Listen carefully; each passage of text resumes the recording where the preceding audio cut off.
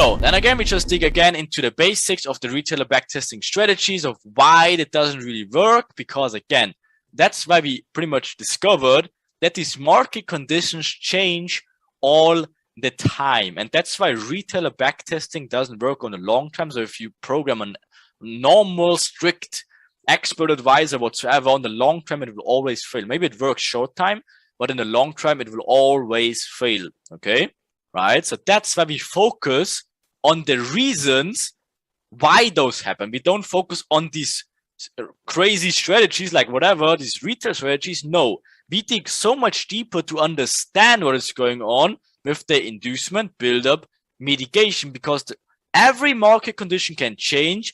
These three main things can never ever change, because that's how they deliver price, induces them in the wrong direction, and then mitigating their own imbalances, which they need to be mitigated, or price needs to be fairly delivered. That's the only three facts that can never ever change.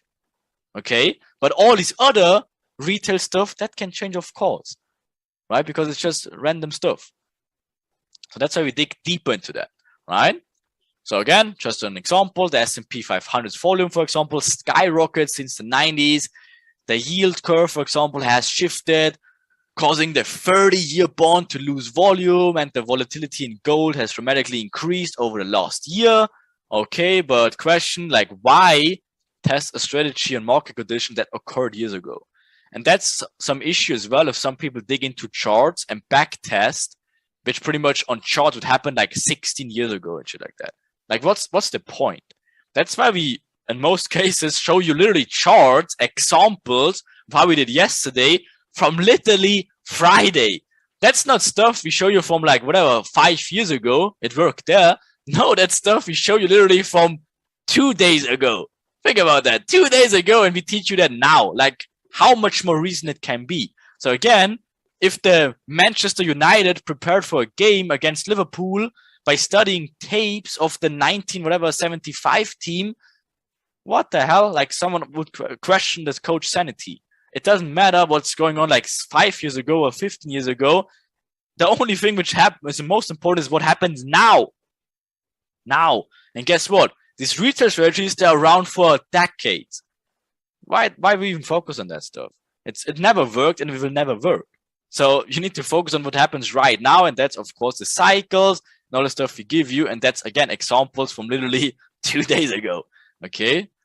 So anyways, so when the majority of traders lose money in the markets for so many reasons, again, why do they keep coming back? Why do they keep trading this nonsense? Again, because the architect, you remember that guy, of course, they will feed these fishes from time to time and make it seem like, of course, in hindsight, that these retail strategies work so good all the time, just to keep the wheel spinning. I hope everyone saw the movie Wolf of Wall Street when they talk about how to keep the customer in. Just keep the wheel spinning, because whatever, right? Don't let them out. Just keep it spinning forever and create this illusion of these nonsense strategies for all the time, pretty much.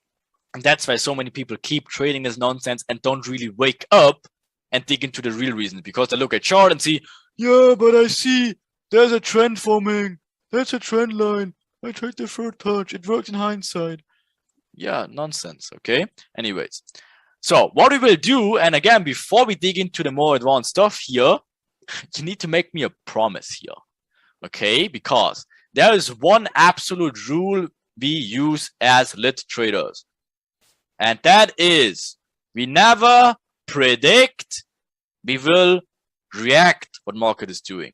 That will help you so much. And if you're starting out, you will see how, for example, structure in general will be so much helpful. Because again, if let's say you understand like the Asia range, whatever, you understand they should build a cycle in here, false breakout, awesome.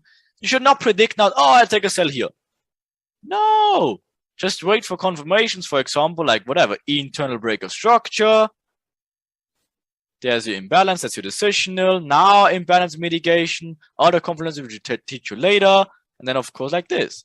Now you're reacting and you know this one will be a point of interest later on, after the inducement, after the cycle is built to the upside. You're reacting to the market. You're not predicting and, oh, let me take a short here. Oh, let me chase the market. No, you just wait until the market comes to you.